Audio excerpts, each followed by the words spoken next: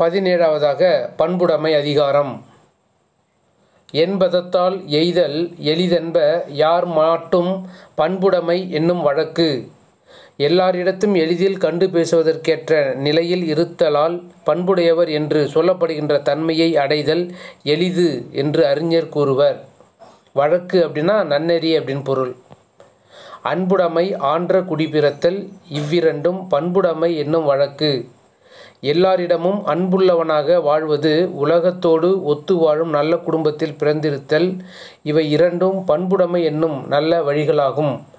வழக்கு அப்படின்னா இயல்பு, ஆன்ற அப்படின்னா உயர்ந்த. உருப்பொத்தல் மக்களொப்பு அன்றால் வெறுத்தக்க பண்பொத்தல் ஒப்பாதாம் ஒப்பு. உறுப்புகளின் தோற்றத்தால் பிறருடன் ஒத்திருப்பது ஒப்பு ஆகாது. உள்ளத்துடன் இணையும் பண்பால் பிறருடன் ஒத்திருப்பதே ஒப்பு ஆகும்.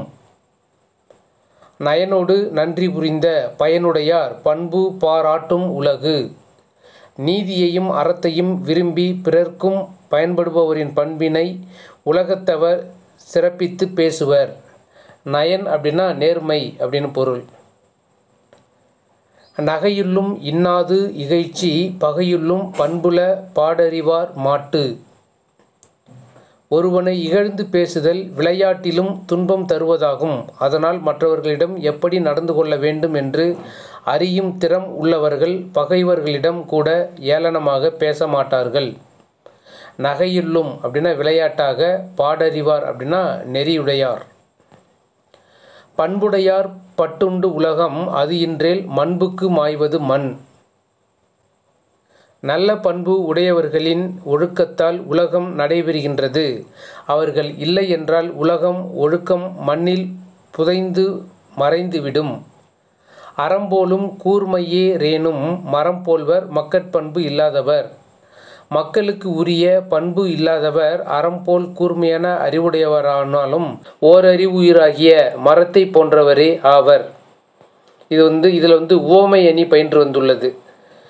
அறம்போலும் கூர்மையரேனும் அறம்போல்வர் மக்கட்பண்பு இல்லாதவர். இதில் வந்துள்ள அணி உவமை அணி. அறம் அப்படின்னா கூர்மையான அறிவுடையவர்கள், மரம் அப்படின்னா பண்பில்லாத மக்கள், போலும் மற்றும் போல்வர் அப்படின்னா இதில் உவம உருபுகள் வந்திருக்கு மறைந்து. அறம் அப்படின்னா வாளை கூர்மையாக்கும் கருவிதான் அறம். நண்பாற்றாராகி நயமில செய்வார்க்கும் பண்பாற்றாராதல் கடை.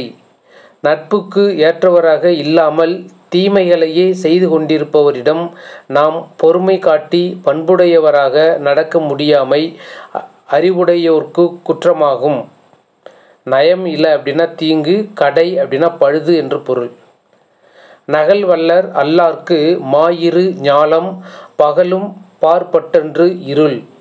மற்றவரோடு அளவலாவி மனதில் மகிழ்கின்ற குணம் இல்லாதவர்க்கு மிகப்பெரிய உலகம் பகற்காலத்திலும் இருளில் கிடப்பது போல் தோன்றும்.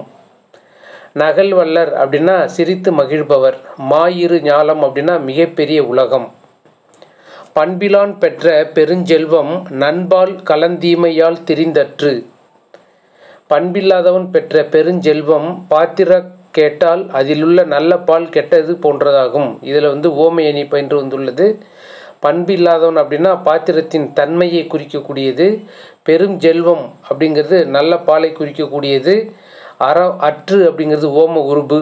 திரிந்தற்று அப்படின்னு திரிவது போன்றது என்று பொருள்படும்.